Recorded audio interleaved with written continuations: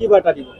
চাওক 40টা সমষ্টিতে এই চৰকাৰে হিতাধিকাৰী বেনিফিচিয়াৰী মিট চবতে কৰি আছে। তাৰে পাৰ্ট হিচাপে আজি 5 মিনিট আছিলে আৰু আজি দেখিছে বহু সংখ্যক আমাৰ হিতাধিকাৰীয়ে আহি পেলাই আমাৰ ইয়াত যোগদান কৰিছে আৰু ছাকচেছফুল মিটিং বুলি ক'ব লাগিব। ভালে সংখ্যক মানুহ আহিছে আৰু আমাৰ EM ৰঞ্জিত বসুমতাৰী ডাঙৰীয়া, আমাৰ ex deputy chief Kampa Borgoyary ডাঙৰীয়া, আমাৰ MCLA plus political adviser CM Madhav Chetri ডাঙৰীয়া, গোটেইকেইজন আলহী আছিলে আমাৰ আৰু গোটেইকেইজনে মানে চৰকাৰী যিখিনি কাম হৈছে কি কাম হৈছে সেইখিনি অলপ তেওঁলোকে ৰাইজৰ আগত বিবৃতি দিলে।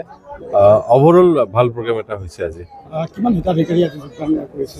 আজি 6000 প্লাছ হিতাধিকাৰী আছিলে আমাৰ আজি অনুষ্ঠানত। কিমানটা VCDCৰ পৰা আহিছে? 12টা VCDCৰ পৰা আমাৰ যিখিনি 5 চেটপাং অন্তৰ্গত 12টা VCDC বা 12টা প্ৰাইমাৰী অন্তৰ্গত মানুহখিনি আজি আছে। হিতাধিকাৰী খবৰ পৰা কি মেছেজ দিব বিচাৰিছে? তো আজি আমি চাব বিচাৰিছোঁ বা হেৰি কৰিছোঁ যে আমাৰ ইয়াতে কিমান হিতাধিকাৰী আছে, এই চৰকাৰৰ পৰা কিমান বেনিফিচিয়েল হৈছে, কিমান কি সুবিধা পাইছে সেইখিনি দেখিলোঁ আজি।